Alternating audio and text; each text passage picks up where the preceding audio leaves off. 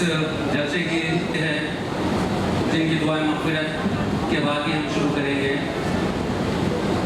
एक वो हस्ती है जो 4% रिजर्वेशन के वक्त सुप्रीम कोर्ट में हमारे लिए काफ़ी जद्दोजहद की थी, गुलाम हुसैन ईज़ा जी, और मेरे हर फंक्शन में मेरे साथ रहने वाले मेरी बहन ज़ैनब, अल्लाह उनकी ख़बर को नूर से बढ़ते क़यामत तक, उनकी रूह को सुकून अता फरमा क़यामत तक, उनके सारे गुनाहों को नेकी में बदल दे, आमीन।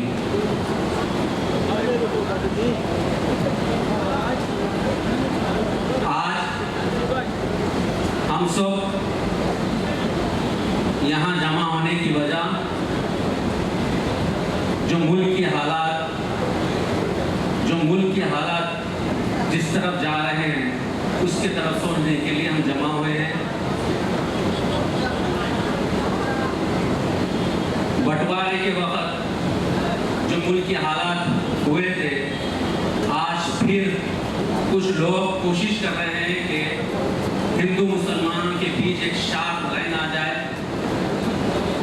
वो अपने मुफाद के लिए इस मुल्क की सेकुलरिज्म की बुनियाद को पुख्ता करने की कोशिश कर रहे हैं।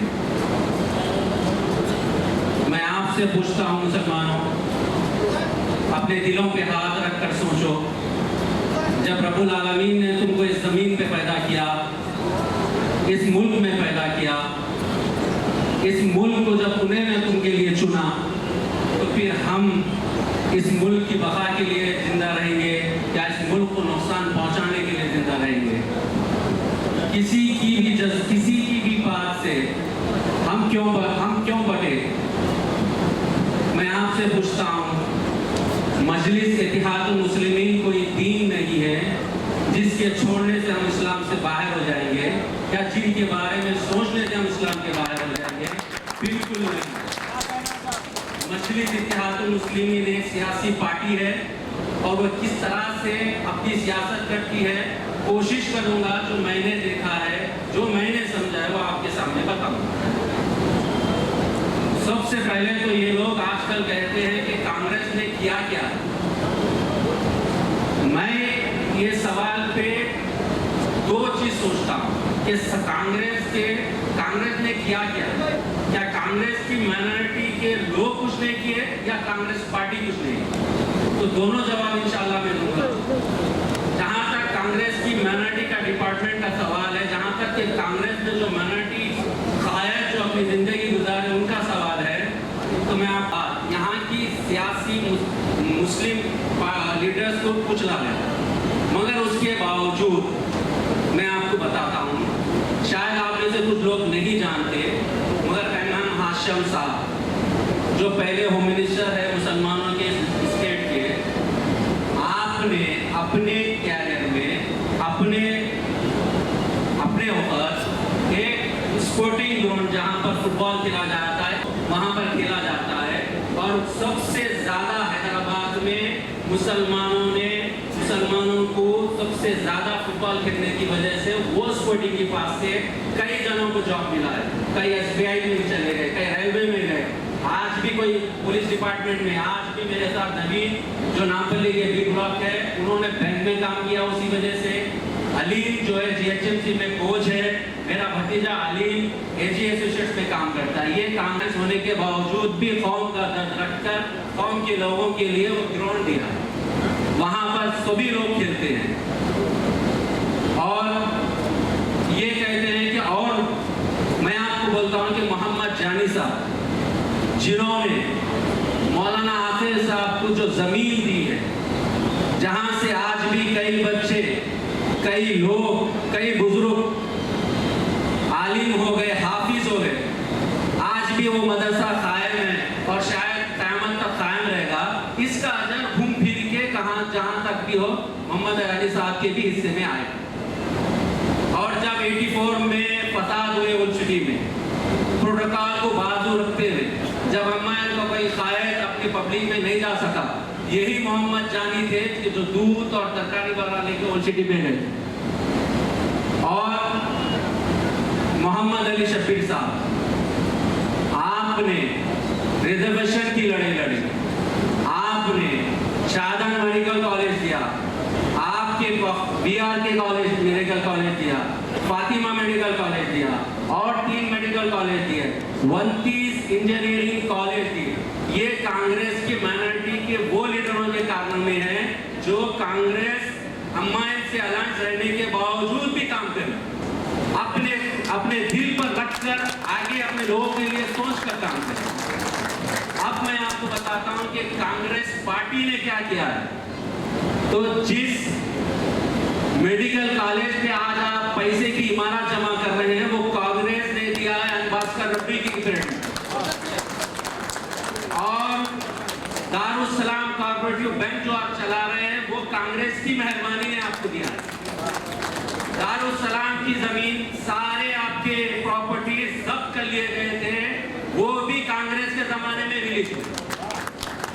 आप लोगों को भड़का रहे हैं कि कांग्रेस ने क्या किया है।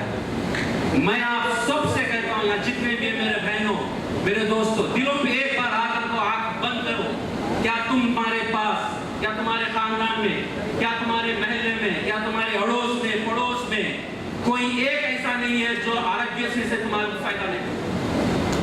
सोच के बोलो, ये कांग्रेस पार्टी की स्कीम थी, कोई मुसलमान की नहीं, सारे स्टेट के लोगों के लिए थी।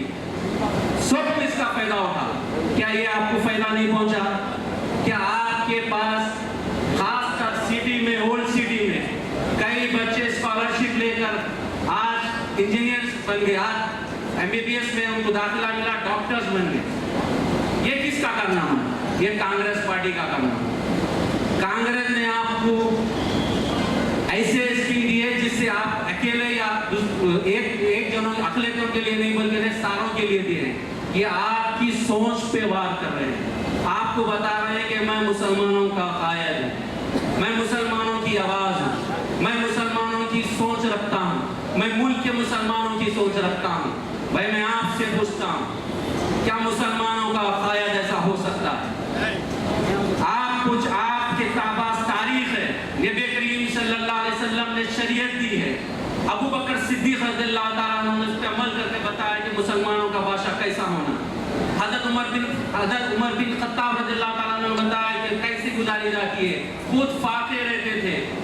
ईरान का बादशाह जब आपसे मिलने आया तो आप एक चबूतरे पे सो रहे थे, वो ताज्जुब से देखा और इस्लाम कबूल करा, और आप मुसलमानों क्या हमदर्द बताते हैं। आपके पास, आप बता सकते हैं आपकी प्रॉपर्टी कितनी है, आप जहां पर रहते हैं, जहां से आप इलेक्ट होते हैं, वहां पर हाल ही में एक 12 साल की मुसलमान बच्ची का किडनैप होता है।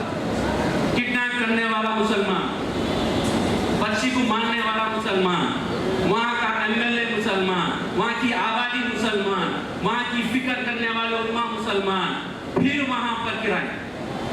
आप कभी सोचे कि यह ऐसा क्यों हो रहा है? मुसलमान बच्चियां, के माँ बाप सऊदी में शेखों को शादियां कर रहे हैं आपके इलाके से, सारे हिंदुस्तान में बल्कि मुल्क में शर्म हो रही है। आपने सोचा ऐसा क्यों हो रहा है? आप जब क़यादत कर रहे हैं, कौम की क़यादत कर रहे हैं, मैं मुसलमानों का क़यादत कर रहे हैं, तो आप मुसलमानों का कितना दर्द रखते हैं मैं आपसे पूछना चाहता हूँ। नहीं बॉस, हम तो आपसे सवाल करेंगे। अब आपसे हर दिन एक सवाल पूछा जाएगा, आपसे पूछा जाएगा कि आप ऑल इंडिया मजलिस इत्तेहाद मुस्लिमीन के सदर हैं। आप सियासी पार्टी, आप कौमी पार्टी नहीं हो सकते। अगर से आप सियासी पार्टी है, आप ऑल इंडिया मजलिस इत्तेहाद मुस्लिमीन के सदर हैं, तो मैं आपसे पूछता हूँ कि तेलंगाना का सदर कौन है आपकी पार्टी का? आंध्र प्रदेश का सदर कौन है? हैदराबाद का सदर कौन है? यूपी में जा रहे हैं, सारे कर्नाटका में जा रहे हैं, वहां का सदर कौन है? नहीं, आप डिक्टेटरशिप पे जा रहे हैं। याद रखो, जितने डिक्टेटरशिप के, जितने कायद थे हमारे मुल्क के बाहर, सबका खात्मा हो गया, रिवॉल्यूशन आया। मैं आपको बोलता हूं, ये आपकी किसी भी तरीके से मदद नहीं कर पाए, ये सिर्फ और सिर्फ अपने झोलियां भर रहे हैं। और हमारे उम्मा जो बहुत ही फिक्र करते हैं कौम की, मैं उनसे भी एक सवाल करता हूं, जितने दानिश मुसलमान हैं मैं उनसे सवाल करता हूं, मैं आपसे पूछता हूं कि इस्लाम में सूद लेना जायज है क्या?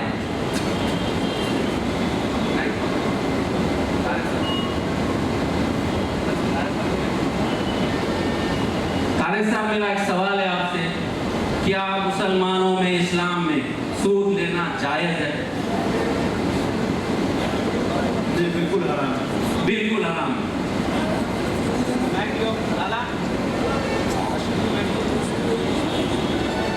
रशीद, क्या इस्लाम में सूद लेना या इंटरेस्ट का कारोबार करना हलाल है? जी बिल्कुल हराम है। नाज़िरा, क्या इस्लाम में सूद का कारोबार करना, इंटरेस्ट का कारोबार करना हलाल है? हराम है। भाई मौलाना से पूछ लिया, यंग जनरेशन से पूछ लिया, और इनसे पूछ लिया, सब कह रहे हराम है। मैं जामिया निज़ामिया के मौलानाओं से पूछता हूँ, क्या आपके पास, आप अमीर जामिया एक ऐसे शख्स को बनाए जो दारुस्सलाम कोऑपरेटिव बैंक का चेयरमैन है, जहाँ पर इंटरेस्ट का कारोबार होता है, जहाँ पर इंटरेस्ट से पैसा दिया जाता है, लिया जाता है। हमारी फिक्र किधर जा रही है, हमारी सोच किधर जा रही है? क्या वो जामिया निज़ामिया से जो उलमा उठेंगे, वो जाने जामिया से जो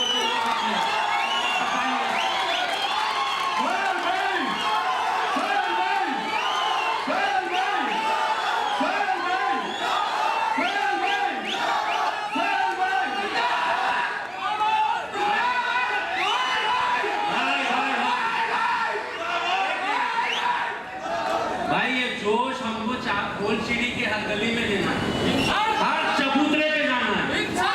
जो चबूतरे पे बच्चे वक्त गुजारे रात में, इनकी वजह से हम उन बच्चों से सवाल करना है, और हम इनसे सवाल करेंगे तो ये परेशान हो जाएंगे, भाई तू गाली मत दो, गाली दिए तो ये मुद्दा बनाते हैं, गाली मत दो, इनसे सवाल करो, इनसे सवाल करो कि ये क्या कर रहे हैं।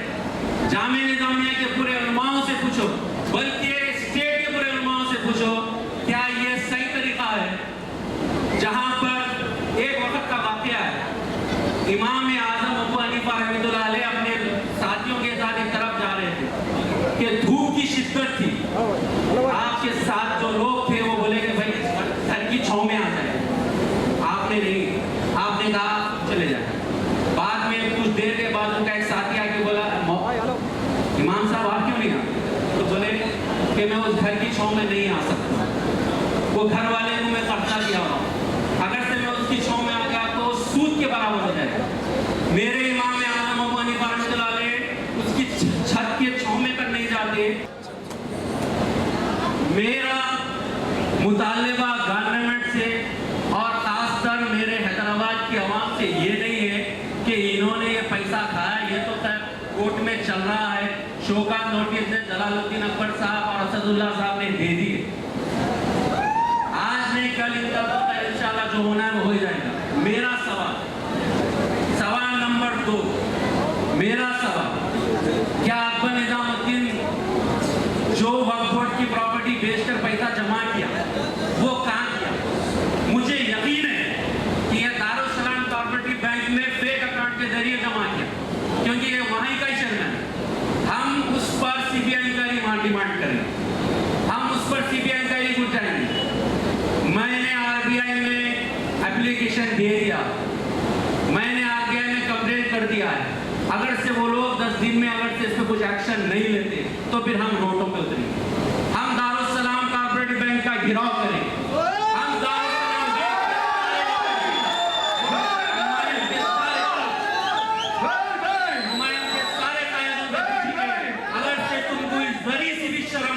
अगर से तुम नमाजें पढ़ते हो, अगर से तुम इबादत करते हो, अपनी औलादों को हलाल कमाई खिलाते हो, तो तुम जिस पार्टी से वाबस्ता हो वहाँ के लोग इंटरेस्ट में इतना प्लस है कि जामिया निज़ामिया को लपेट में ले लिया, और जामिया निज़ामिया का कोई ऐसा आलिम नहीं है जो पलट के ये कहे कि तू हट, मेरा दीन खराब हो रहा है, मेरा मज़हब खराब हो रहा है, तेरे वजह से मेरी तालीम खराब हो रही है, मेरा मज़हब मैंने मुसलमान करना है, तू यहाँ से हट, कोई आलिम ऐसा नहीं बोल रहा है। मैं आपको एक वाकया सुनाता हूँ कि एक बादशाह था, एक मुल्क था जहाँ पर एक इदारा